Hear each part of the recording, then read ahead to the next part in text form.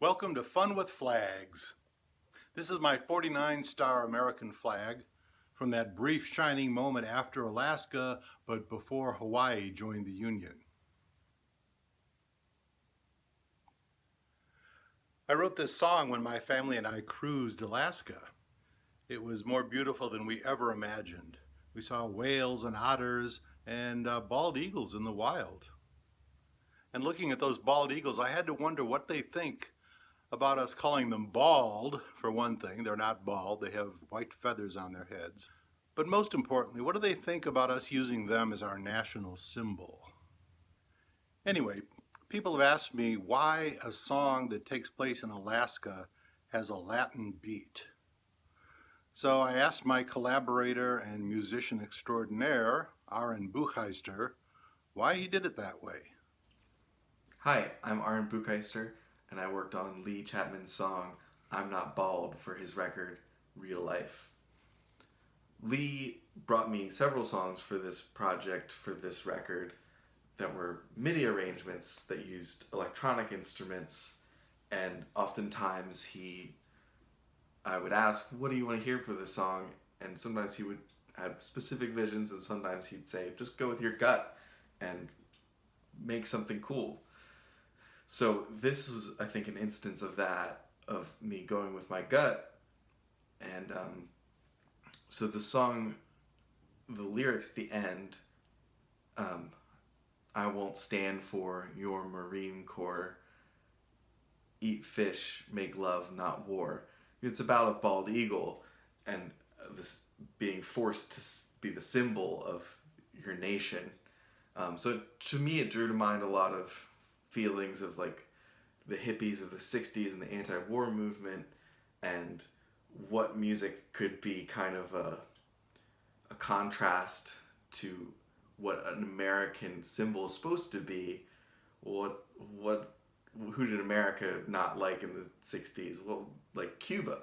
So I kind of went with a Cuban style of music, and it's not real Cuban music, but it's Cuban flavor, let's say.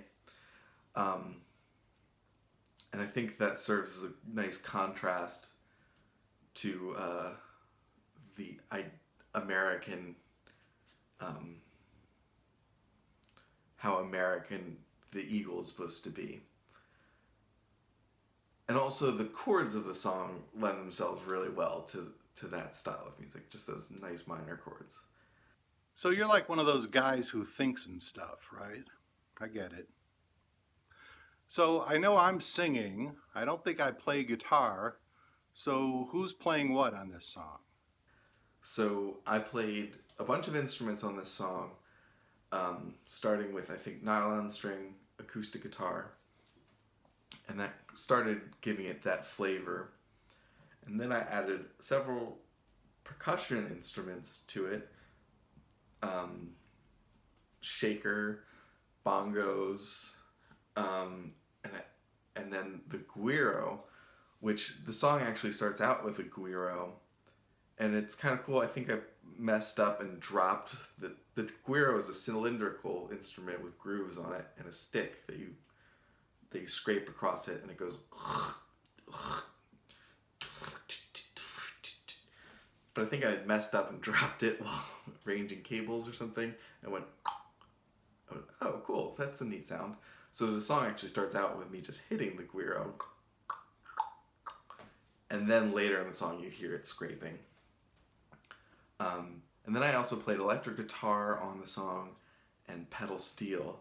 And pedal steel is kind of fun because it's a truly American instrument, but in this like Cuban music setting, it's like something that doesn't belong.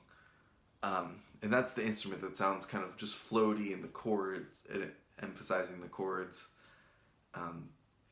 So in the production of this song, I have done all those things, and we liked it. But I had a session for another project that was bringing in the band Unified Jazz Ensemble to my studio to record.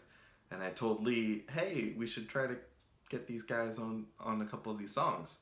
So on this particular song, we had John Pineda, who played upright bass, He did a fantastic job. And then Tim Stanley on trumpet. And Tim specifically, part of his sound on this song was interesting. First of all, he improvised all those parts. I think he heard the song once or twice. I think we did 2 takes of this song, and I think the first take was just perfect, and we just left it as the first take. And it's kind of cool. He's a jazz improviser, so he just listened to the song. I maybe gave him a chord chart. He listened to the song, and where there were gaps in the vocals is where he would fill in little phrases. So that was kind of cool. And also interesting about the trumpet is the sound of the trumpet for this song. You'll notice it doesn't sound like a normal trumpet. In this song, he used something called a Harmon mute, which is like a metal can that you put in the trumpet, and there's a little cup that looks like a trumpet mouthpiece that goes inside of it, and some people leave it in and some people take it out. I'm not sure what the specific arrangement of that mute was for this song, but nevertheless he had a Harmon mute on his trumpet, and that's like a sound that I've heard a lot in Cuban music, and like Miles Davis used that sound a lot. So that gives it the trumpet a more like reedy, soft, intimate sound, instead of it kind of contrasting against like the blaring, brash marching band sound of like the American sound. So I think that was a cool contrast that we achieved there.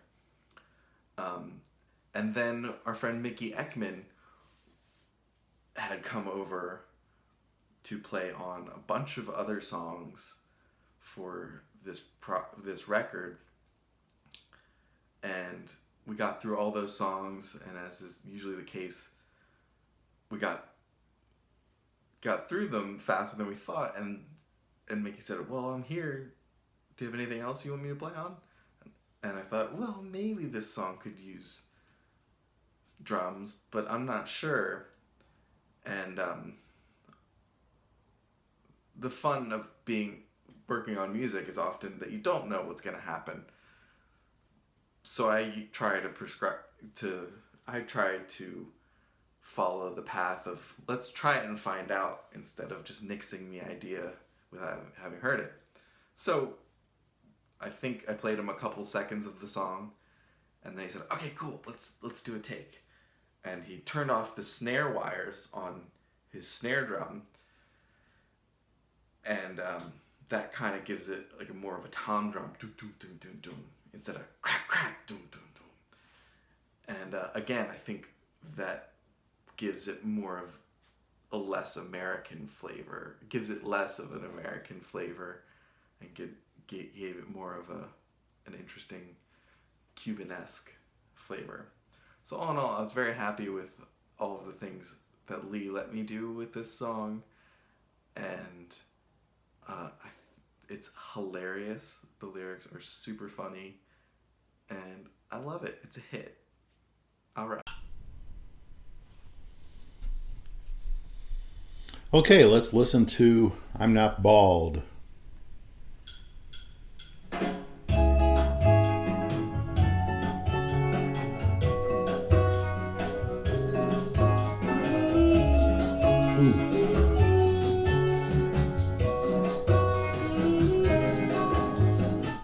So that great saxophone, oh my God, it's good.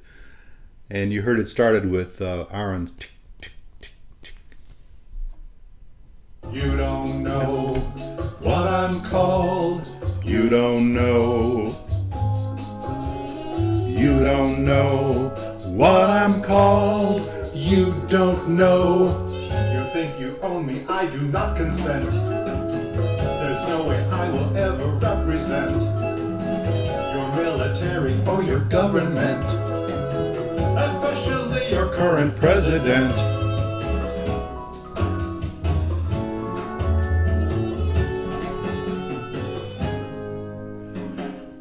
So, note that in this song, it's a long time before I actually get to the hook. And it's a long time before the listener knows what this is about. I took a songwriting class from Crystal Brandt, and one of her rules is that you've got to make it clear what the song is about right away. And I think that's a good rule, but my all-time favorite songwriting rule is choose a rule and break it. You don't know what I'm called. Let me go. I'm not bald. I'm not bald. Listen to this saxophone. I'm not bald. I'm not bald. Repeating the hook a lot. I don't exemplify. Nice word. I will not glorify. I will not symbolize. Hypocrisy and lies. Ooh, that saxophone.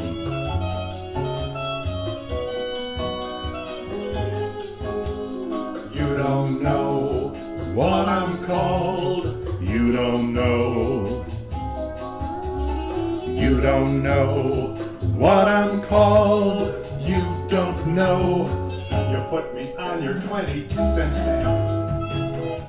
I looked it up. There really was a 22-cent stamp with the eagle on it. I did all the research for this song. Everything in here is real. So kids could lick me riding home from camp. You put me on your $quarter coin. Now all the coins have states or something, but there was a $quarter with an eagle. I'm in your pants from LA to Des Moines.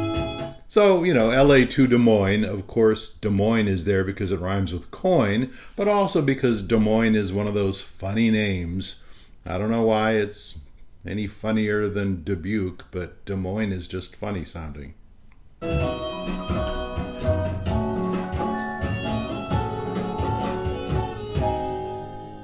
You don't know what I'm called. Let me go. I'm not bald. I'm not bald. I'm not bald. I'm not bald. I am not your ideal. I'm flying off your seal. That's nice. Flying off your seal. Great Can't take seal. it anymore. I won't stand for Your Marine Corps. eat fish, make love,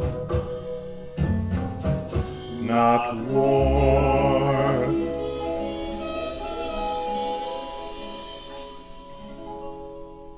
I think I always wanted to use Make Love Not War in a song.